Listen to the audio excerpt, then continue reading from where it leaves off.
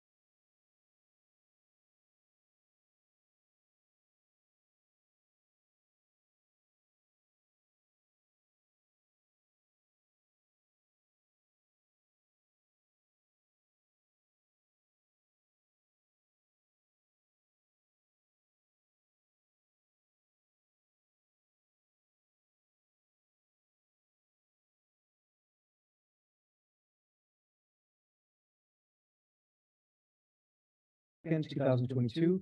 It is approximately 5:35 p.m. and we're going to call this meeting to order. This is the Laredo College District Finance and Audit Committee meeting at the Fort McIntosh campus. Going to proceed with roll. Esteban Rangel. Present. Tita Vela, absent. Mercurio Martinez. And Jorge Delgado, present. All right, we will continue on with item number 3, is July 2022 financial report. Mr. Cesar Vela.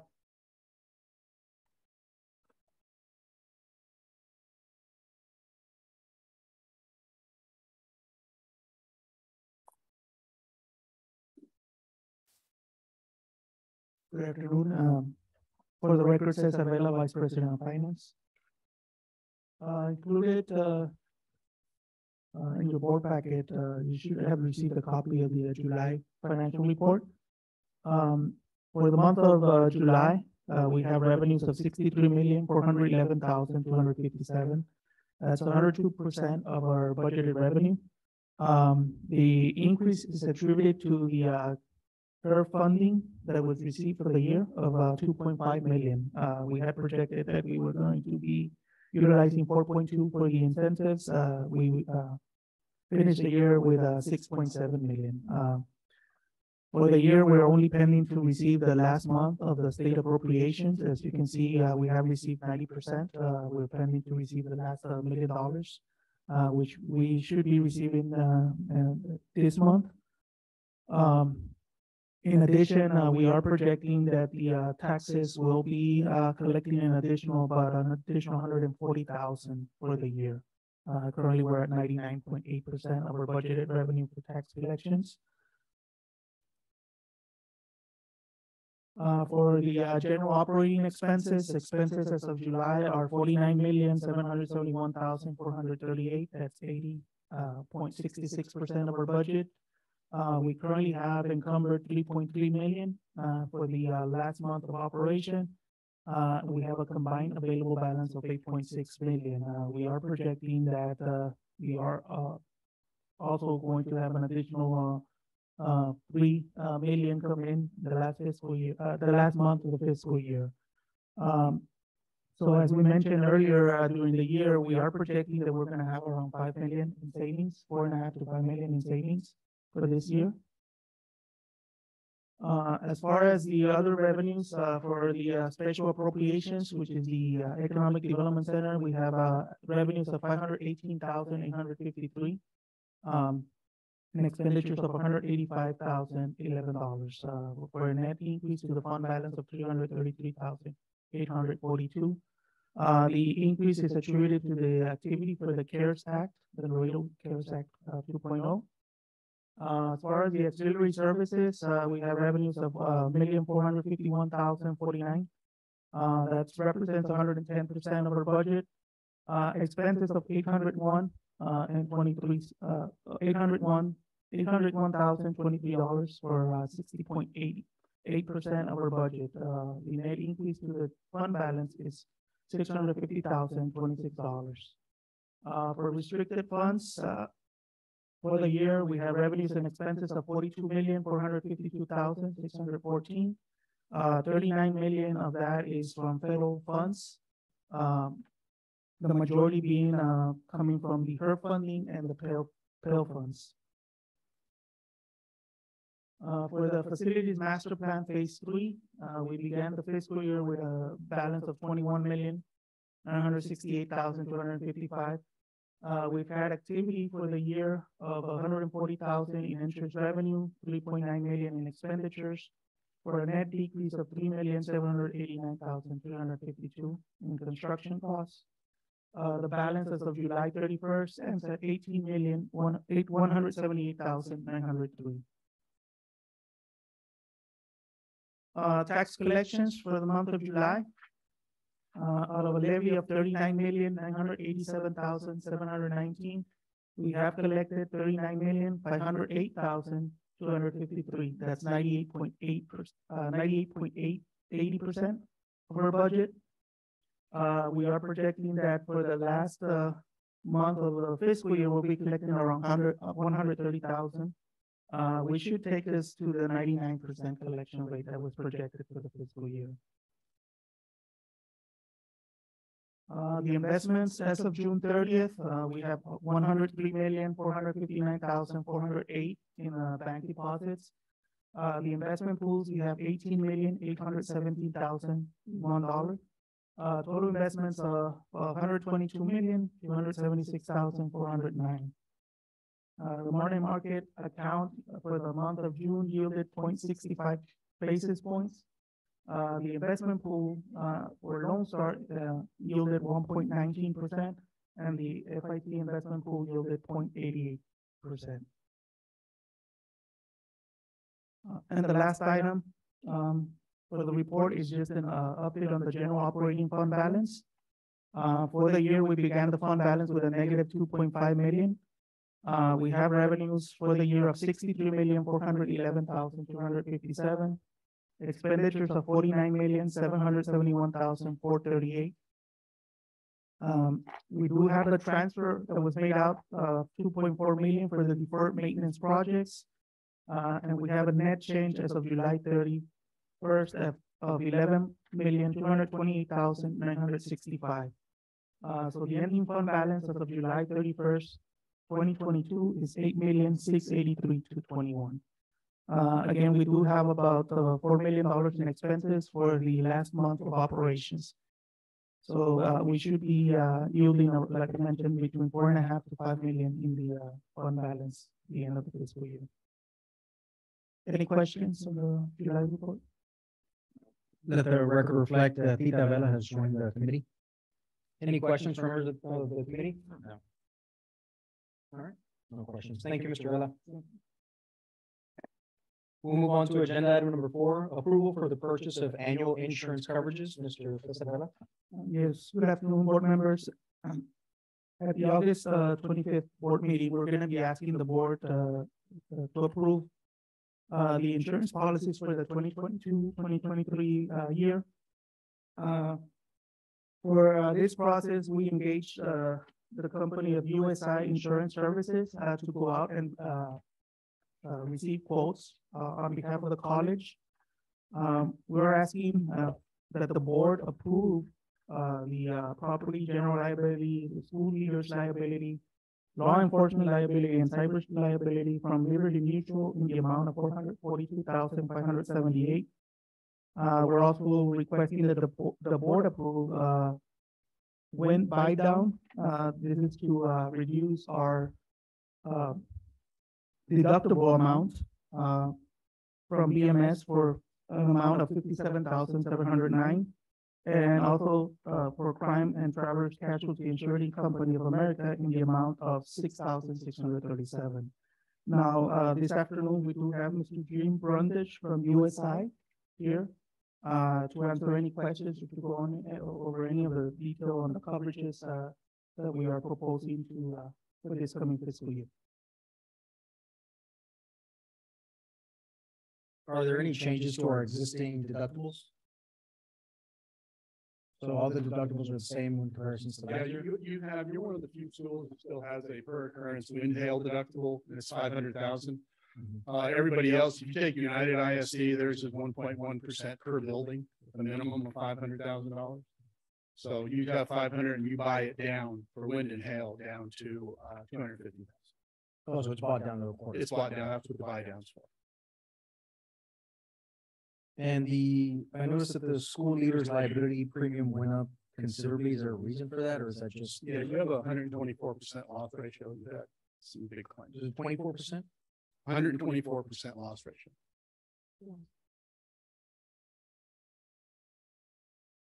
What is our loss ratio overall? Because that's 124. I can imagine what it is overall. Actually, when you add all the other premiums in with Liberty Mutual, it's not that bad. Okay. That's just that one line of coverage has been bad. And to tell you the truth, we're not sure where educators' legal liability is going to go, especially on the employment practice side, because of COVID. We think that with people that didn't get vaccinated, that may have been terminated, that wanted to stay at home and don't come back, they're all going to start filing wrongful termination suits. So that's going to be something in the future. And you're thinking that they're gonna do away with that coverage? No. Oh, okay. No, it's just, you're just gonna see more and more claims. We're gonna have, And, the report's gonna go up. And the main thing is, you all, the schools win the majority of these. It's the legal defense to win them. And that's what we're seeing. It's just, it's not, you're just gonna see more and more claims. I think you can go back, if you look at the hashtag Me Too, when that came out, all these claims that insurance companies didn't account for going back 20 and 30 years where these are coming out. Wow. Now, they were unknown then. So now that they're known, the current carrier picks them up. It's the same with you. You have full prior acts for unknown claims. So if anything like that happened, 10, 15 years ago, we'd cover you now. And that's what, that's the problem. The insurance carriers, they didn't account for it. And these are all, this is basically the same companies that we had last year, correct? Correct.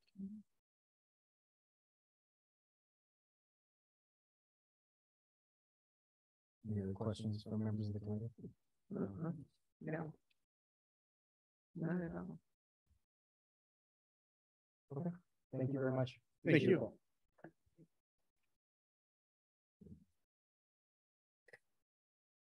All right, we'll move on to agenda item number 5, ratification for the purchase of Laredo College campus police vehicles. Mr. Cesar. Yes, board members, this item, we're gonna be asking the board to approve the ratification of the purchase of 4 campus police vehicles from CLC Ford at a cost of $217,279.92. We are financing, the vehicles through, First American. It is a 48-month tax-exempt lease. The annual payments would be $56,970.80. We have budgeted for the first annual payment with the fiscal year 2022 budget. The vehicles have been ordered. Unfortunately, we have had some delays on the deliveries. They have been back ordered. We have received delivery of one of those vehicles, which is already here on campus. 2 other vehicles will be for the Fort McIntosh campus, and 2 vehicles will be for the South campus. You said, Chair recognizes Mr. Bankhead. thank you. You said 2 and 2? Yes, sir. Okay. Are these, they're full, what are they? They're Ford or? They're P1. Yeah, The but Ford? is it a vehicle or is it an SUV? It's an SUV. SUV. Okay. And I believe that we had police officers attend the committee to see what they wanted and Yes, what type of actually, vehicles they wanted. Yes, sir. Actually, the vehicles actually are spec'd by the campus police. The specifications for the vehicles are submitted by campus police. Yes, and so, and the vendor is a CLC Ford, and it is a TIPS cooperative contract. We have ordered vehicles from them in the past, campus police vehicles as well as physical plant vehicles. Unfortunately, this year, again, we face that issue where vehicles, have been back ordered. So we have already received one of the 4. We're planning to receive the other 3. Are we retiring any? We are going to be replacing, vehicles, yes, sir.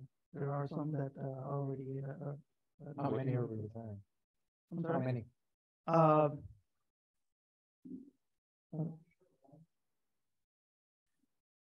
We have one vehicle, has been giving us, some issues. So that's one of the State reasons. your name for the record. Oh, sorry, Dr. David Adesola, Vice President of Compliance and Risk for the record. So we have one vehicle that's been giving us some issues as far as repairs, recurring maintenance. That's one of the reasons we went forth and ordered some of these others so we could, because the repairs were already costing about the same as just getting a new vehicle. Chair recognizes Dr. Ramirez. Thank you, Mr. Delgado. And also just to add to that, in the last several years, we've had some major wear and tear on some of these vehicles due to some of the heavy storms we've had. We had the ones we just had and the one we had last year, and the hail and the winter. And so some of these vehicles need to be replaced. And I just wanted to point out, this is a ratification of the order that we already placed because we're in dire straits to start replacing the vehicles as they come in. How many vehicles do we have in our fleet? Mr. Soler? Wrong question. No, but we can get that. Yeah. We'll get that information for you. We'll get it for you. We'll break it up between the, cars and SUVs so that you have a breakdown. Thank you, Dr. Ramirez. RZ Communications, what is that? Very good. Yes, that's the equipment. So the vehicle comes in, from, Sophie Ford, and then RC Communication will equip all the radio communication on the equipment. And they're a local company, correct? That's it. Yes. Chair recognizes Mr. Montero. Just to know, what is our process to retire, vehicles? I know that at LISD, we go with Cabello. What's our process to retire and auction off To these auction them vehicles? Yeah, We put them on on online auctions, okay, that we use a service through, I believe it's, ASPE. And it's a state, service. So we list them on the online auctions and put them up for sale. but we strip them from everything that says That's- Laredo College. Yes, that's correct. All the equipment is removed and all the, decals are removed. Yeah, I just wanted to know how we do it. That's fine. Any other questions from members of the committee? No. Thank you, Mr. Vela. All right, we'll move on to agenda item number 6, approval to enter into a contract with Lucian for SaaS ERP Essential Cloud Software using Texas Connection Consortium 2022 Master Agreement. Mr. Cesar Vela. Yes, members of the board, we are going to be asking the board to approve a contract with, Illusion, for the, software as a service ERP Essential Cloud. Using Texas Connection Consortium 2022 Master Agreement. I'm going to defer now to Mr. Albert Chavez, who will provide the details of the contract. And while Mr. Chavez is coming, if I may, Mr. Delgado and trustees, we saw a presentation on this a while back, and now we're back with the official contract for your review and hopefully approval at Thursday's meeting.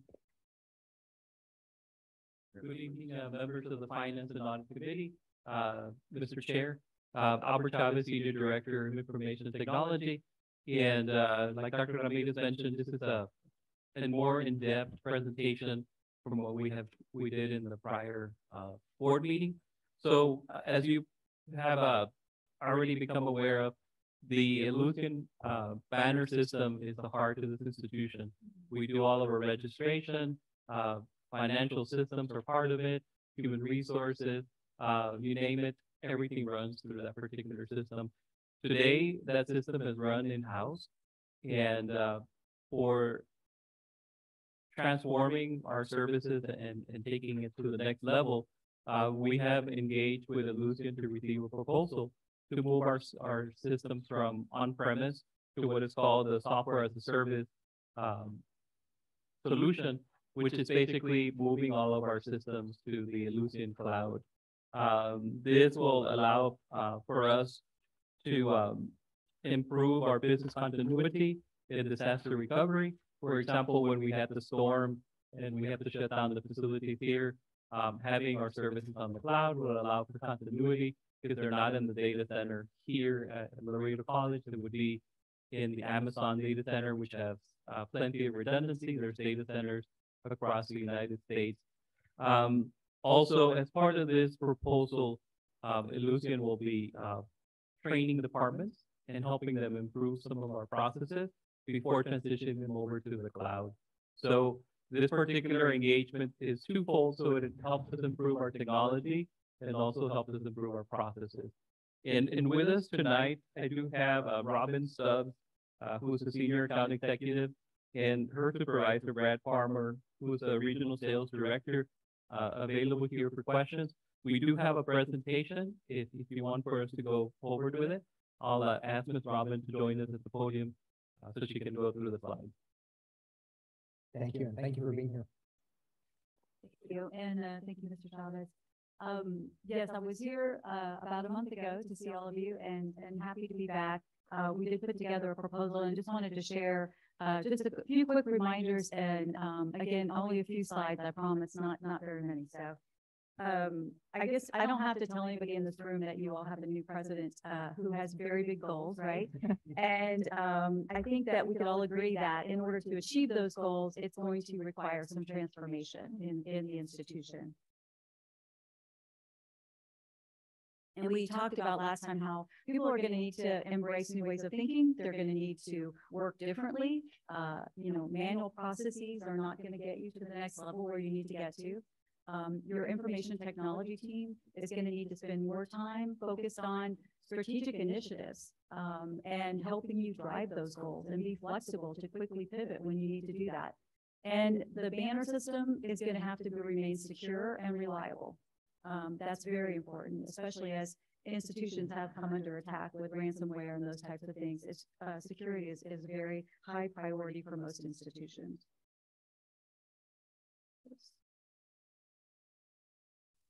So I mentioned last month when I was here that Mr. Chavez had asked Lucian to come on site and conduct a strategic alignment plan assessment. And we did that. We met with all the functional areas individually. We met with the students. We actually did an online survey, which they completed as well. And we compiled all of that information. And basically what we found was that since Laredo College had started with Lucian back in 1994, that over that time period, there's been a great deal of underutilization of the system occur. And that's happened for a lot of different reasons. But because of that, there's been challenges with updating the banner system, with implementing current functionality, and with providing business areas with the training that they need to be successful. And because that gap has grown over time, it's gotten pretty significant at this point. In addition, we found that the IT staff is spending a large amount of time doing patching and upgrading, what we refer to as keeping the lights on, basically, because it doesn't really help you drive more programs or strategic initiatives, but you have to have the system running, right? And they're not left with much time to work on the functional areas to provide training and do those types of initiatives for them. We also found that because of this, the functional areas have started working outside of the system and doing manual processes and keeping data outside of the system, which is not only time-consuming and inefficient and very frustrating for everybody. It also creates a problem because now you have data outside the system, and it's very hard to do reporting and to make data-driven decisions because you have data all over the place. And then lastly, we found that the current on-prem environment needs both disaster recovery and business continuity improvements. And as I said, this is especially important with the surge of ransomware attacks that are hitting universities across the nation. So given the findings of the assessment and your goals as an institution, we took a look at what would make the most sense for you and basically determined that upgrading to Banner Software as a Service, or SaaS, would be the best solution because it could address all of these challenges. And with the SaaS environment, Lucian takes on the responsibilities of patching and upgrading and all of those things. There are system management activities. And this allows the IT department to basically flip their focus and spend the majority of their time working with end users on training and projects to drive strategic initiatives. So it basically almost flips their responsibilities. In fact, all the activities that you see here in purple are the ones that Lucian becomes responsible for. So there's a great deal of activities, as you can see. And also, a very key and important thing is that Lucian will keep the system functionality current going forward, so that you always have the most current access to new capabilities and new features and all of that, and you will never get behind again. You're never going to get behind because everything is always going to stay current because we're going to keep it that way. And also, it's going to allow you to maximize your technology investment and continue to use best practices as you go forward.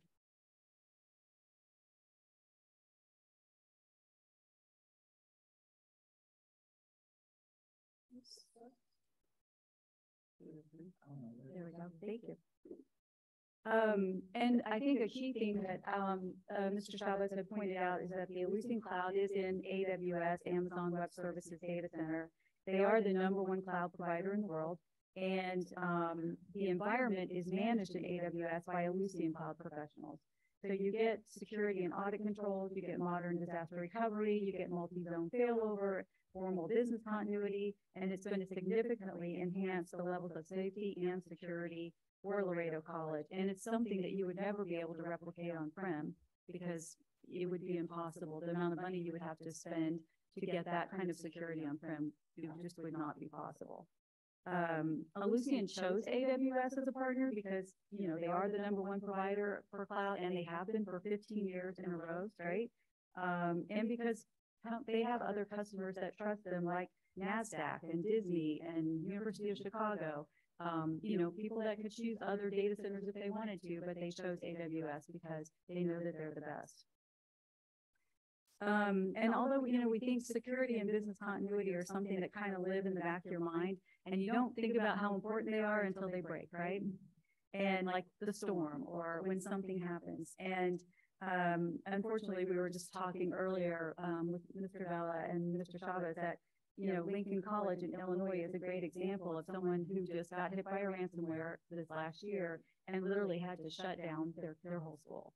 So there was a recent Sophos security report that said 64% of colleges and universities reported attacks in 2021 alone. And universities have just become a main target for these ransomware attacks. So it is something that you need to take very seriously. So with the upgrade to AWS and the Ellucian SaaS, Laredo College will be able to leverage all the benefits of being in AWS and get this latest state-of-the-art security and business continuity, as well as multiple failover zones, as Mr. Chavez mentioned. And I think another really key benefit too is that with the SaaS environment and keeping it up to date all the time, your students, your faculty, and your staff are going to have a modernized interface and that really reflects the transformation of the college. And it's going to stay that way going forward because you're not going to ever get behind it then. Yeah. The look, if I may just say, the look of what the public is going to see, what our students are going to see, isn't going to look like we're still using our DOS software. Yeah. Okay. So, sorry, I keep pressing the wrong button. There we go. So let's talk about the investment. As Dr. Ramirez mentioned, we had said we would come back with a proposal, which we have presented to the college. And I think, you know, when we sat down and spoke with them and we looked at it, we said, you know, you have to decide where it makes sense to invest your dollars, right? And you have to decide where are you going to maximize those dollars that you do invest. So I think it's helpful to kind of look at the financial picture as if you continue down the path you're on, or if you move to the SaaS environment. So the top part of the spreadsheet that you see up there is basically if you continue down the path you're on, or business as usual. These are the dollars you will spend over the next 6 years if you just stay the course, stay on-prem, just do the things that you're doing today. And the bottom part of the spreadsheet is the proposed SaaS solution. So those are the dollars at the bottom. It's not a big difference, you're right. So if you continue on the path you're on today, at a minimum, you're going to have to continue to pay software maintenance, Oracle maintenance that you pay to Oracle. You're going to have a hardware refresh and data center upgrade that you have to do next year. And we'll have to do again 5 years after that. You are going to need some services that from Banner that are going to help you leverage some of the functionality that you should be already leveraging today. And you're going to spend a minimum of $4.7 million over the next 6 years. And I say minimum because we haven't even captured things like Oracle true-ups or security upgrades or anything else like that, data center costs. None of that's captured. Offsite security. Exactly. Those are just minimum. Those are your minimum numbers. And we know that the way that it's working today is not working, right? It's if you continue to invest in business as usual, it's not gonna let you hit your goals. And you're still gonna have security and business continuity issues. And you're still gonna have, after 2 years of these services getting implemented, you're gonna need more because you're gonna be behind once again. And basically, I mean, you would be putting a Band-Aid on a situation that's not working. So, and it's not scalable. As you grow as an institution, it's already broken. It's not going to scale. So, and I think basically you would be investing these dollars in the status quo. And then if you look at the SAS proposal at the bottom of the spreadsheet, I think you'll notice, and Ms. Bell, I think you saw this, that like in years 3 through 6, especially, it's just a minimal uptick based on, you know, the business as usual. And that's because really the bulk of cost to move to SAS is going to be in years 1 and 2, and that's the services cost. And the services are what are basically going to take your environment, move it, upgrade it, do all the training, provide the training and best practices to all the functional areas, and get the documentation and everything caught up. And then from there, that point forward, it will just be maintained going forward. So, you know, you're basically looking at an average yearly increase with the services of $231K more, but you're getting so many more benefits for that. And the other thing, you know, we modeled this for 6 years, but if we'd even modeled it for 7 or 8 or 9, you would have seen that the gap between the business as usual and the SaaS solution actually shrinks even more, because again, you have another data center refresh and you have your continual Oracle upgrades. So there are going to be cost offsets, and you'll notice in after year 2, you no longer have to pay your Oracle maintenance.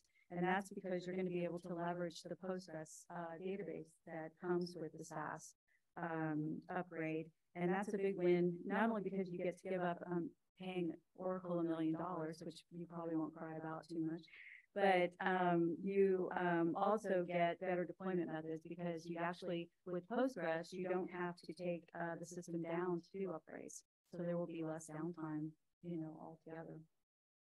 And then because you are a TCC member and we are using the TCC contract, you'll notice that you are, the numbers do include the 20% discount for TCC on the SaaS and 15% on the services. So that what you're seeing is the discounted price, but it would have been more without that, the TCC contract. And you are also getting a $100,000 innovation credit in year 1. And that's because you will be leading the way in Texas for as the first Texas school to go with SAS. Is there another discount for that? That was $100,000. Sing a zero. Oh. Well, so are there any questions about the numbers or how it's broken out, or? Chair recognizes Mr. Martinez. Have access to the iCloud, one department or the entire faculty or specific individuals, or other than students, obviously, who will have access? Everyone has access to Banner today. You mentioned students, folks that work in the HR department, the finance department, all those folks will now, instead of accessing it on-prem, will be accessing it in the cloud. Mm-hmm. Thank you. Chair recognizes Mr. Mohead. Thank you. This system, I think I saw your timeline. I'm trying to find it. Yeah, it's actually. Or if you could just give us a little bit of the timeline. Sure. So the services are spread over about an 18-month to 2-year timeline. And that's because, you know, we could do it faster, but folks have a day job today. And so we spread it out so that we don't put a lot of stress and extra pressure on them, right? They need to be able to continue to do their day job while this gets stood up. So that's why it takes about that long. However, you will see wins along the way. So you don't have to wait till the end of the 18-month, 2-year period before you see, you know, it's not like a big bang where it all comes at the end. There will be, you know, things that happen along the way where you'll see improvements and upgrades. And then things go live a little bit at a time. So for instance, finance would be the first department to go live And that would be September of next year, when they would be fully functioning in the SaaS environment. Now, and this is, I mean, this is just a question, but, the accessibility of having access to your team and to your company. The reason why I bring it up, because, we've had, you know, in where I work, we've done transitions. And sometimes when they're trying to transition the whole, a government entity, you know, they're swamped with so many calls from finance, HR, procurement, you know, all these departments that want to get access to all of you to say, okay, well, this is where I'm at, I'm having this problem. What's the capability of you guys being able to take those calls, those emails and all that? Sure. No, very good question. When you move to SaaS, there is during the process, during the transition, there's a project manager that's assigned to your project, and there's a team of folks, obviously, that set it up. But then what happens after you go live, which is what I think you're asking is, great, you brought all these people to set it up, you know, where do they all go after the fact, right? And so there is actually a new team that takes over at that point. And there is what's called a CAM, or Cloud Assurance Manager, Service Delivery Manager. Those folks become basically part of your team. They meet weekly, or even more often than weekly, with Albert. It's dedicated folks that are assigned to you. So it's not you picking up the phone and calling whoever answers the phone and getting assigned to someone. It is a person that's assigned to your team. And they would know. They would know either past issues that you've been having and what got fixed or something like that. So, so it's going to be the constant people of who they're going to. It's going to be a point of contact of 2 or 3 individuals that are going to know all the issues that have been going on. Exactly. Okay. And Go ahead. Sorry. And another question on the transition part, are we going to be still running other systems, the current system, so we could be able to, if for whatever reason we need to grab or dump information to this new system, are we going to be running them parallel, Mr. Chavez? Yes, there's going to be a transition period, so both systems will be running in parallel for some time until we make the transition 100% to the cloud. And then we'll just go ahead and delete those systems once everything transitions, right? Correct. And not I'm trying to remember the word, but I'll give you an example. So about 3 or 4 months ago, we had an issue with our passport system on a Saturday. So we created a ticket, escalated to the highest level, and then I reached out to Robin, and she on the Saturday, she responded to my email and escalated the case, and we got a response back pretty quick. So I can tell you with assurance that the Elucent team is very responsive, and when we need technical assistance, we create a ticket, we escalate it, and we reach out to Robin, and she'll have the team look at it right away. So we do get a lot of support from Elucent when we have technical issues. That's it. Thank you. So just out of concern, because I know there's a transition period, but during that transition period, have we already paid for the current system that we have right now? And we're going to be paying an additional? Yes, so I'll answer that question. So basically right now, if I go back to the prior slide, so right now we have our system here on premise. So we have servers that are 4 years old right now. And normally in our cycle, we replace systems every 5 years. So what we're trying to do is in the math and the determination to stay on premise or continue with the cloud, we're going to have an expense in the future to refresh servers, whether it's a 5-year mark or a 6-year mark. 6 year is pushing it, but I mean, systems normally can last a little bit longer than that.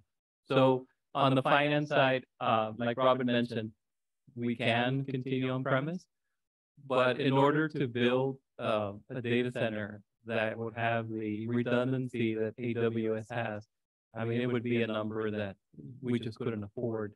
So that's why a lot of institutions look towards the cloud, because, for example, during peak registration, Normally, what an IT department would do is we would build out the hardware to support peak registration. So you'll select your systems and so forth to have the capacity to handle the peak registration. Once peak registration is over, then the utilization of the system goes back down, and they somewhat, you can say that the horsepower that's on the system becomes underutilized until the next peak registration. In the cloud, you have what is called elasticity. So where when you have the system that has more demand, it'll automatically upscale. And then when the demand decreases, it'll downscale. And that's something that's another benefit to us. I'm not sure, did I answer your question? Now, I think, and staying on the finance aspect of it, year one is coming out through the fiscal year 23 budget, and it's coming out of the bookstore fund balance. And what about year two, and so on and so forth? So, Cesar Vela, VP of Finance for the record. That is correct, Mr. Delgado. Year one, for 2023, in the budget, we have included 356,130 for the maintenance. The difference of 889,000 will be coming from the bookstore fund balance, and this is to cover the cost of the implementation of the services component. For year two, again, we would need to budget for the replacement of those servers, which will now go towards this project. We will be bringing back this item to the board for the 2024 year. And to pay for the implementation cost for year two, we would need to be looking at the savings component also. Now, if you look at the breakdown from the bookstore fund balance, as of June 30th, we had 2.3 million, almost 2.4 million in the fund balance. The board did approve last year to take out 226,000 to repair the roof at the bookstore. And then with this item of 889,408, we would have 1,270,000 still available in the bookstore fund balance. We would need approximately 900,000 for year two, which we could cover from the bookstore fund balance. Perfect. Thank you. But once that fund balance either runs out or isn't replenished, what budget would it be coming out from? Or it would just be budgeted? It would just be part of the operations. And hopefully by then our enrollment will go up. We'll have money. We're getting a discount for having a new president, so. Well, if I might add, we've been negotiating strongly with Illusion and their team, and they've been, the truth is, we're gonna be the first Texas school to go to the cloud. In 3 years, everybody's gonna be forced into the cloud because no one is going to be doing what we're doing right now. So we either do it now, right before we have to spend $1.5 million on replacing our servers, or more. I don't know if that's a fair amount, but approximately, right? And move to the cloud now and be the first, create some great awareness to our community about the new innovation that we're doing and the technology that we're bringing into our campus and the support that we're going to get from the company. They're going to want to assure, we're going to be their showcase school. So they're going to assure that we get things done the way it's supposed to. And Albert and I have promised that we'd go on the road and share our experience at their conference to make sure that people understand the benefits of it as well. Thank you. Chair recognizes Judge Martinez. I certainly want to compliment the staff for their initiative or your initiative and your administrative staff. Obviously, this is the new technology. Just for your information, I recently added my iCloud on my iPhone, and we pretty much have no other choice. It's a matter of and the technology, we need to take advantage of it. So I do compliment not only the administration, but also appreciate your initiative in approaching the Laredo College to offer your iCloud services. Thank you very much. Thank you, Judge. And I think just last two items, that I wanted to ask, which I'm sure, Mr. Chavez, you probably already asked these, but with regards to any upgrades, moving on in the future, that's sort of already included in the overall price? Okay. And then as far as training for any type of training that'd be necessary, I saw that there was, and I don't know if you got to it, but there was a transition services chart. It was the second to the last. Are you talking about? One of the last slides. Oh, on the last slide? Okay. SaaS readiness and SaaS transition services. Oh, that's the. Shall I take that one off? One that we moved to the appendix to shorten the number of slides that you have. There you go, that one. Yeah. That one? Yeah. Just in regards to, obviously, the hourly rate that's there, so anybody new that needs to be trained on this, this would be a separate charge on top of what's already been charged to the college?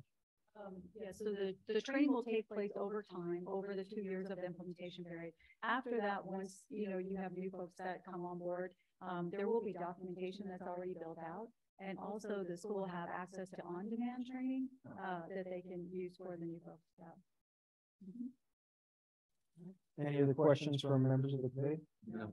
Sounds good. Yeah, sounds amazing. Wow. Thank you.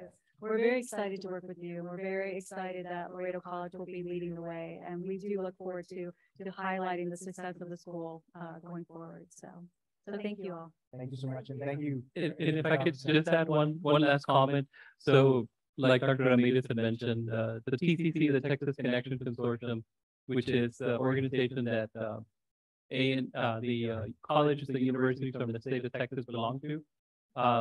They're going to be looking very closely at us because we're going to be the first ones moving. They're going to be looking at us and see who's going to be next. Yeah. And if any of you has ever looked up, there's a video on YouTube called Starting a Movement. And there's this guy on the beach kind of doing a dance. And he's by himself, just looking a little oddly, and all of a sudden you have other people joining the movement. So pretty much we're the first ones going in the beach, starting that dance, and then we'll be followed by other TCC schools joining the cloud movement. I love it. And I definitely commend you and of course, Dr. Ramirez for taking the initiative and putting the college forward as you should do. And if I may, I want to thank Mr. Vela and Mr. Chavez, and certainly want to recognize Robin and Brad. They've been down here every week for the last month, wanting to make sure that we have everything that we need to make this a go. And really, we are going to be the tipping point on this. And we're going to be able to really support our faculty and staff and our students through the process, but more importantly, long term. So. Awesome. Well, thank you very much. All right, we'll move on to agenda item number 7, approval to extend bank depository contract. Mr. Cesarella. Yes, members of the board, we're going to be asking that the board approve a 2-year contract extension with Falcon International Bank for bank depository services. The board of trustees approved a 2-year contract back in September of 2020 with Falcon International Bank. The initial term of the agreement runs from October 1st, 2020 through September 30th, 2022. The contract allows for 2 additional 2-year terms. This would be the first of the 2 years, the 2 extensions. All the terms and conditions of the existing contract will remain in effect, with only the interest rates changing. Included with your packet was the new proposed interest rates. Again, this is done so that we can be comparative, I guess, to based on the market. So the changes are being done based on the current market right now that we're seeing in the interest rate. The extension will run from October 1st, 2022 through September 30th, 2024. And again, we will still retain one more option to extend the contract for an additional 2-year term. We do have, with us today, Ms. Rita Ancila, CFO and Senior Vice President for Falcon Bank, here attending, the board meeting, because, the board had any questions. Just to confirm, there's still no charge, comparisons from what I remember in 2020, no charge for any of the deposits or anything like that. That is correct, Mr. Hill. No changes to the current agreement other than the interest rates. Any other questions from members of the committee? Chair recognizes Mr. Rangel. This is all deposits from payroll and everything as well? Yes, we do have all our accounts. We do have, 2 accounts with PNC Bank. And we do have some investments through TASB and the investment pools. But the majority of our operating funds are with Falcon Bank. And I don't know if you would know this, Mr. Vela, but on top of your head, do we still issue out checks to employees, to some that want checks, or is it 100% all deposit? We when COVID hit, Okay, that was all our employees. That's everybody. Yes. that helped. We had a couple of them that did not want to change, but when COVID hit, because we could not. Was it made mandatory, or was it because they just did not want to receive or come and pick up that check? At that point, it was mandatory because our offices were closed. Okay. And the other option was to mail out the checks, and they decided to go direct deposit. So then 100% with of staff. Yes, the only difference would be, I believe, is our work study, Okay. but those we process, some through the debit card that we have. And I don't know, I'm just being asked, but is there a way to put them into a direct deposit, or is it Yes, just we yes, can't? they have that option. Oh, they do? Yes. Okay. So then we'll. Thank you, Mr. Vela. And thank you for the representative from Yes. Falcon. Thank you for being here. Really appreciate it. All right. Thank you, ma'am. All right, we'll move on to agenda item number 8, approval to enter into a contract with Ruffalo Noah Levitz for consulting services. Mr. Cesar Vela.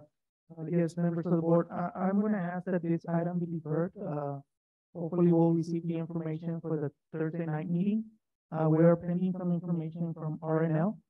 And we should be getting that sometime this week. Yes, sir. And just to confirm, this item is not on consent.